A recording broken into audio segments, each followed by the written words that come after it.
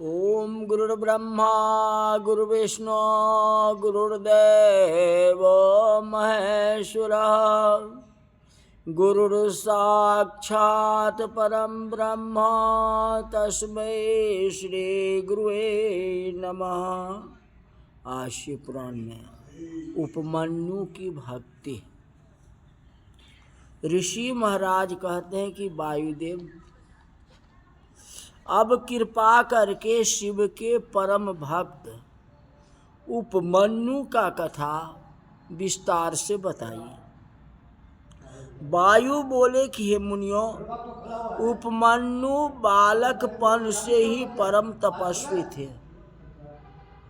इनका पहला जन्म भी तपस्या से सिद्ध था।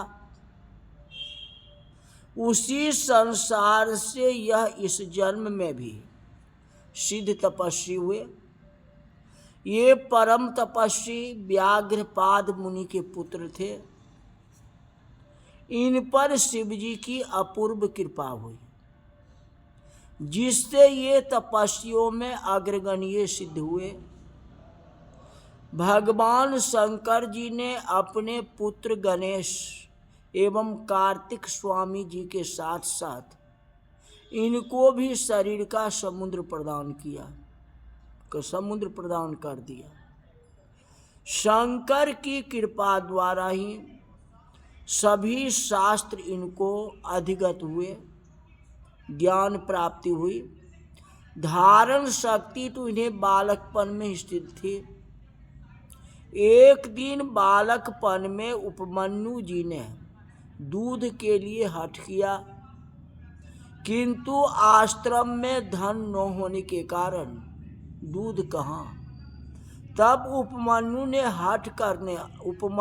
के हठ करने पर माता रो उठी और पुत्र से बोली कि हे पुत्र, दूध कहाँ है। उपमन्यु ने कहा, अभी अभी मेरे भ्राता ने भी तो दूध पी लिया है, उसे कहाँ से मिल गया।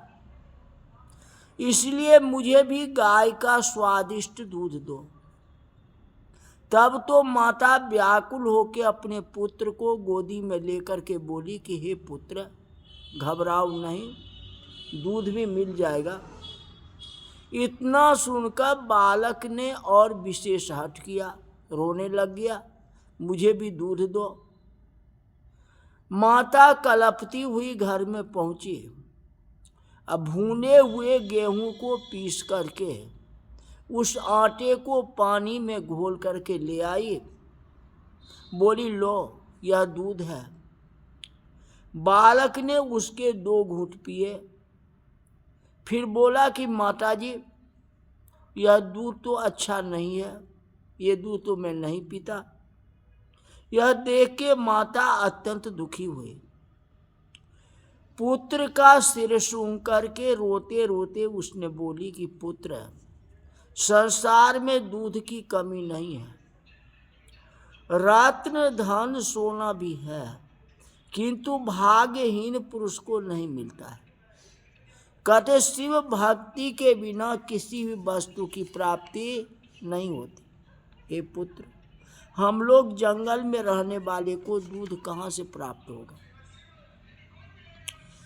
इस प्रकार माता के दुख भरे वचन सुन करके बालक ने धैर्य धारण करके कहा कि माताजी, तुम दुखी नहीं हो और मैं अब शिव जी को प्रसन्न करके ही दूध को प्राप्त करूंगा। किंतु इतना कह दो कि शिव हमें कहाँ मिलेंगे।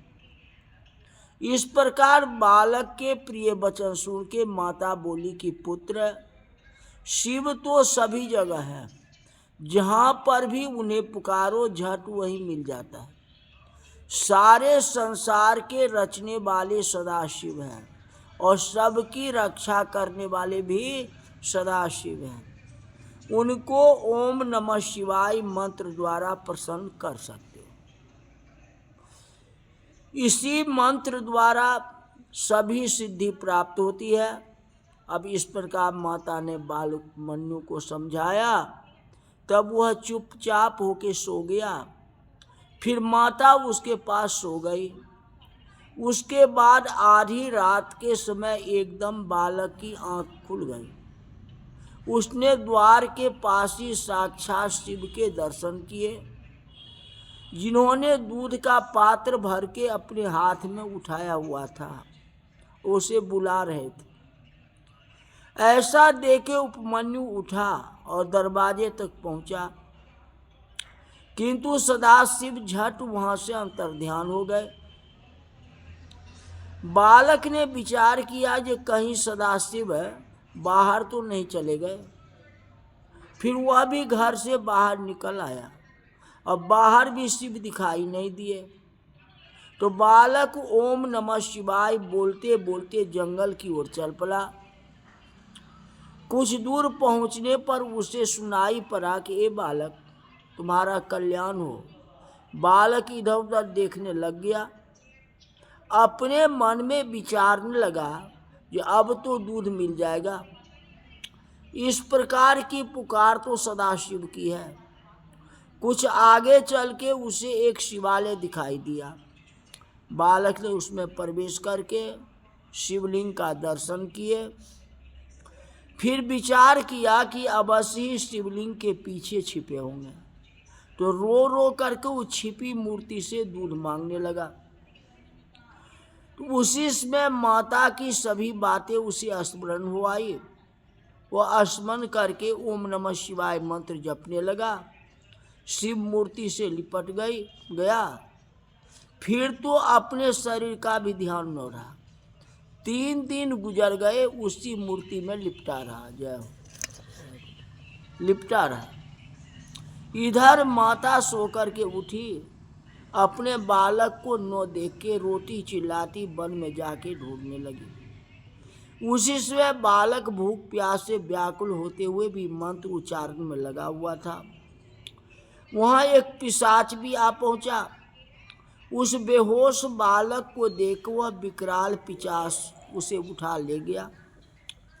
पिशाच एक पर्वत की कंदरा के पास बैठ कर के भूख के कारण जब उसे मारने के लिए तैयार हुआ, कोई बात नहीं, मारने के लिए तैयार हुआ, तो शिव कृपा से वहाँ एक भयानक सांप ने पहुँच करके पिशाच को डस लिया। वह बालक उससे छूट के नीचे गिर गया, किंतु उसे कोई भी चोट नहीं आई।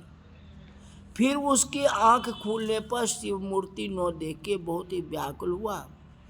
फिर उसी जंगल में शिव को ढूंढने लगा। जिन महादेव जी को बड़े बड़े योगी ध्यानी अनेक तपस्या करने पर प्रसन्न नहीं कर पाते हैं, उन्हीं सदाशिव को उस बालक ने 5 दिन निराहार रह करके प्रसन्न कर लिया। तो उपमन्यु जी की इतनी बड़ी महिमा है। देखो, वायु महाराज कहते ऋषियों, उसी समय बालक का गला सूख गया था। निर्बल हो जाने के कारण मृत्यु उसके पास में थी। इधर भक्त वत्सल शिव ने भी कुछ खाया पिया नहीं। वहाँ चलते हुए सदाशिव से श्री पार्वती जी ने पूछा कि हे स्वामी, आप बिना खाए किधर चल पड़े? कोई ऐसा प्रिय भक्त तो नहीं है पुकार रहा है? यह सुन के महादेव जी बोले जी, वह बालक मुझे सूखे गले से पुकार रहा है। उसकी माता भी रोती बिलखती उसे इधर उधर ढूंढ रही है। हे प्रिय, मैं तो उसी के पास जा रहा हूँ।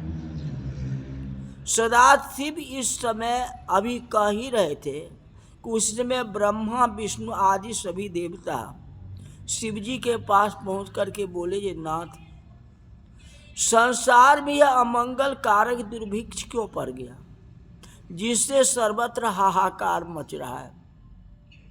हम लोग भी व्याकुल हो रहे हैं। तो विष्णु जी सब कुछ जानते हुए बोले कि हे देव, यह पूछने के लिए इन देवताओं को साथ लेके हम आपके पास आए हैं। अब आप कृपा करके इस दुख का निवारण करें। इतना सुन के सदाशिव बोले कि देवताओं और विष्णु जी, उपमन्यु नाम का बालक तपस्या पूर्ण कर चुका है।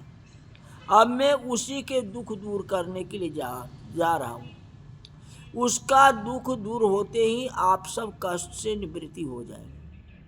इस प्रकार आप लोग निश्चित पूर्वक अपने अपने धाम को जाओ।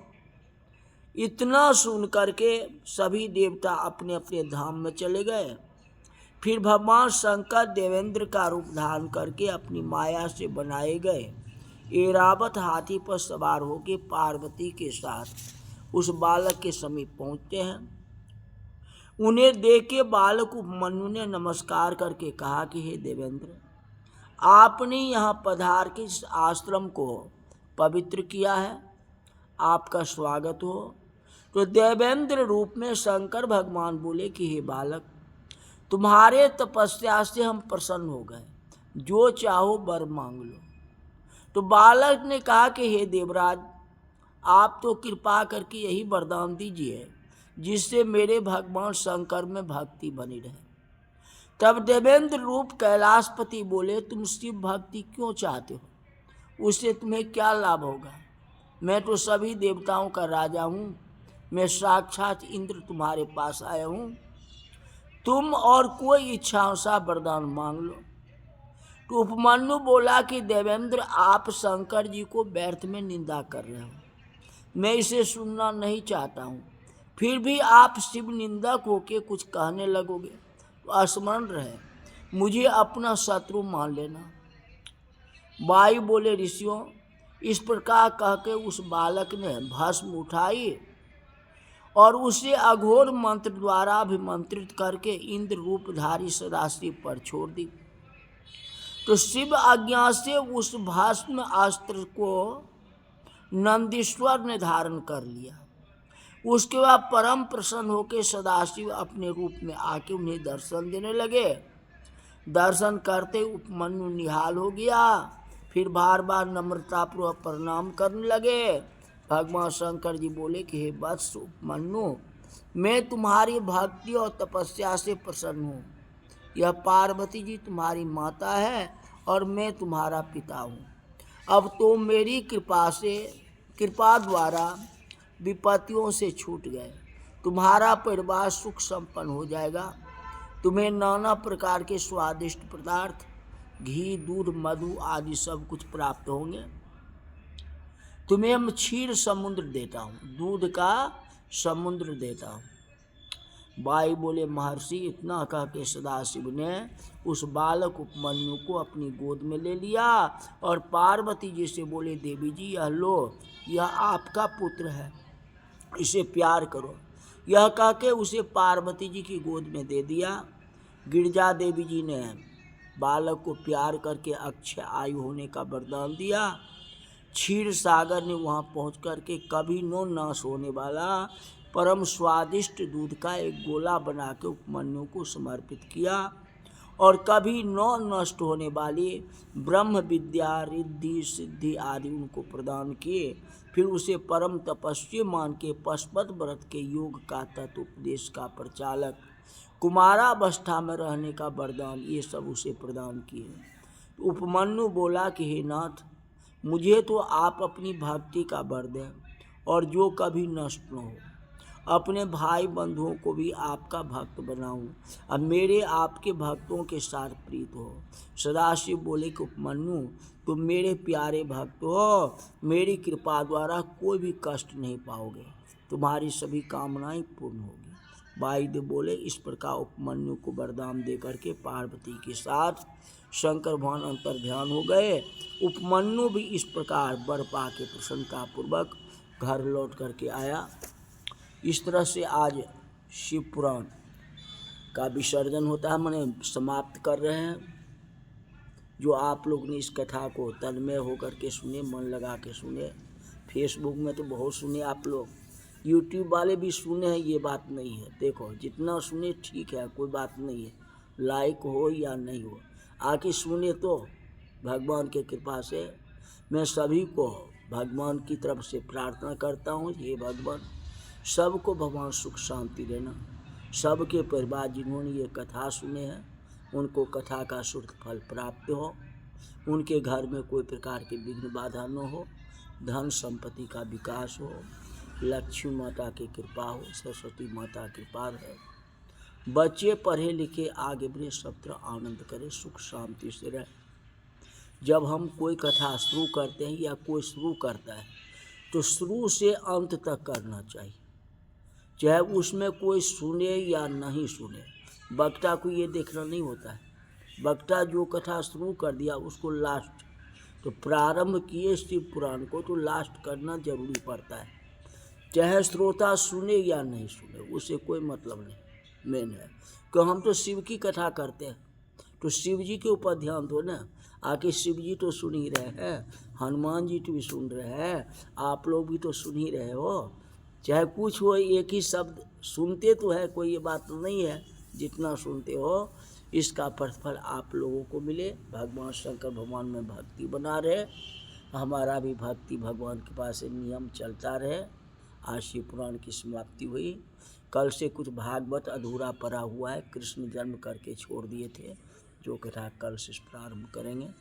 आज की कथा यही तक रही। बोल शंकर भगवान की जय।